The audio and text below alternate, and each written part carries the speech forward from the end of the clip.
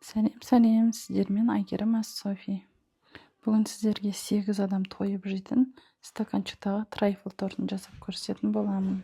Ол үшін бірінші шифоновый бисквитті жасап аламыз. Бізге 4 жұмыртқа қажет болады. Жақсылап миксерлеп аламыз. Жұмыртқаны әбден әппақ болғанша миксерлеп аласыздар, қоюланғанша.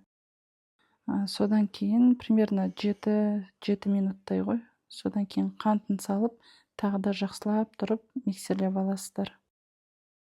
Миксерлеп болғаннан кейін осылай ұн, какао, разрыхлитель қосылған қоспаны осылай араластырып, үккіштен өткізіп алсаңыздар тіптен жақсы болады. Ал мен өткізбедім, былай жасай салдым, жақсы болып шықты. Сонда да өстіп миксерлеп алған жұмыртқамыздың үстіне ұнды саламыз да, астынан үстіне қарай өстіп жаймен ғана араластырамыз.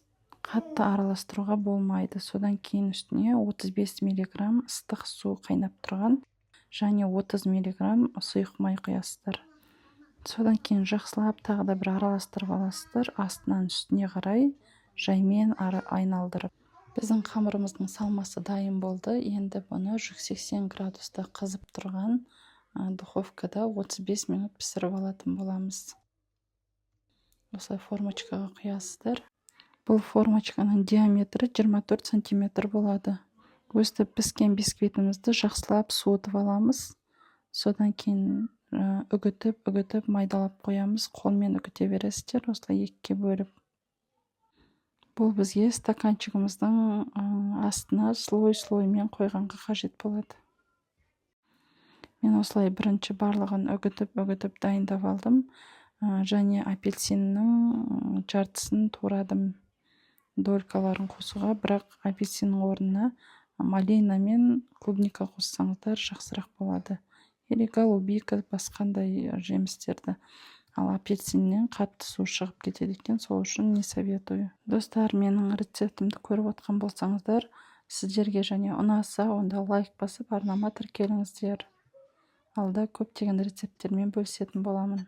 Апельсинді турап дайындап алғаннан кейін 33% клейгиді, сливкиді взбивать еттім. Сливки міндетті түрде мұздатқышта 1 сағаттай ұстап аласыздар. Қатып қалмау керек мұздап, және қатты жылы жерде тұрмау керек. Сливки жылы жерде немесе морозильникте көпке тұрып қалатын болса, онда дұрыс шықпай қалады. Сол үшін көп ұстап қоймаңыздар. Сливкемізді жақсылап миксерлеп аламыз да, сахарный пудраны қосасыздар да, тағы да жақсылап тұрып миксерлеп аласыздар, әбден қою болғанша. Біздің сливкеміз дайын. Енді осы бисквитті, үгіткен бисквиттерімізді әр стаканға бөліп саламыз осылай. Мен қалған бисквитті ертеңге алып қалдым. Әзірге 5 стакан ғана жасадым. Осылай әр стаканға салып аласыздар да, бетіне жаңағы дайын болған сливкиларыңызды қасықпен құйсаңыздар, болмаса кондитерлік пакетпен құйсаңыздар жақсы болады. Осылай әр стаканға сливкиді құйып алдым да, апельсиннің бөліктерін үстіне аздан ғана қойдым. Және үстіне тағы да бисквитпен жауып, оның үстіне тағы да сливки қостым. Және шоколадты глазюр құйдым. Оны Қазақстан шоколадты аласыздар да, сливочный маслоны қосып, жақсылап ерітіп аласыздар. Міне біздің трайфлымыз дайын. Өте дәмді, өте нәзік болып шықты. Көп уақытты да алмайды, тез дайын болатын десерт. Сіздерге ұнаса, арнама тіркеліп, лайк басып кетіңіз.